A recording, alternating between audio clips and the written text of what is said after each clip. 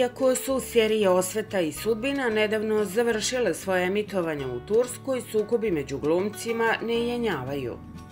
Kako saznajemo iz dobro obaveštenih izvora, glumica Cemre Arda, koju gledamo kao Zeynep u seriji Sudbina, zaratila je sa kolegama Yağmur Yüksel i Barış Baktaş, poznatijim kao Dilan i Baran iz serije Osveta.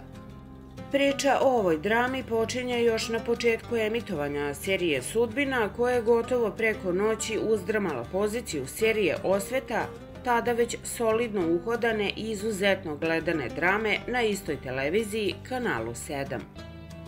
I tu dolazimo do ključnog momenta. Obe serije snimane su pod okriljem iste produkcijske kuće, što je odmah stvorilo tenziju iza kulisa.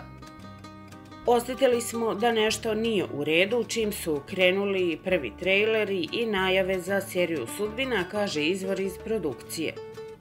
Uloženi su ogromni resursi, a budžet za Osvetu je odmah srezan. To je izazvalo lavinu nezadovoljstva, posebno među glavnim junacima, glumicom Yağmur Yüksel i Barış Baktaşom, koji su obožavaoci Osvete zavoleli kao fatalni par, prvi su osjetili posljedice ove odluke. Plate su im značajno smanjene, a ključni kadrovi iz ekipe koja je radila iza kamere prebačeni su na snimanje serije Sudbina. Nisu mogli da veruju da su potisnuti u drugi plan, a onda su saznali da je Cemre Arda, koja je praktično nova u glavnoj ulozi, dobila honorar koji je dvostruko veći od njihovog. Otkriva izvor blizak produkciji serije. To je bio okidač, kaže on. Prema tvrdnjama insajdera, tada je sve počelo. Yağmur i Barış navodno su počeli da šire negativne glasine o Cemre među kolegama, ali i šire. Pričali su svašta, da nije profesionalna, da kasni na snimanja, da ne zna tekst, da se ponaša kao diva, čak su pustili i bubu da je glavnu ulogu u Sudbini dobila preko veze. Sve ovo ispričao je očevidac incidenta sa seta serije Osveta. Jednog dana se jednostavno pojavila kod nas dok smo snimali scenu u studiju, ušetala je odlučnim korakom, stala nasred prostorije i pred svima počela da im drži lekciju. Prema rečima istog očevica, obračun je bio žestok, a Cemre je otvoreno optužila Yağmur i Barışa da joj rade iza leđa, da su dvolični i ljubomorni jer više nisu u centru pažnje.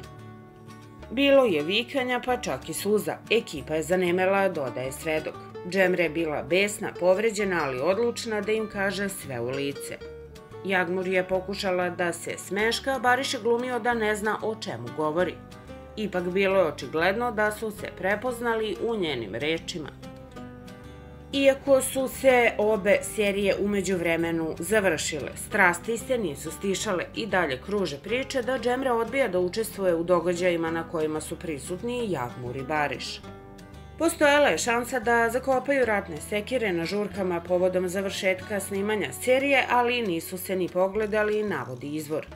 Yağmur i Barış su sedeli u jednom ćošku sa ostatkom ekipe iz Osvete, a Cemre je došla, fotografisala se i otišla, čim je pojela tortu, a na pitanje da li postoji šansa za pomirenje, izvor iz tima Sudbine kaže: "S obzirom na to kakve su uvrede pale i koliko se toga izdešavalo iza kulisa, teško, ne verujem da će ikada zakopati ratne sekire.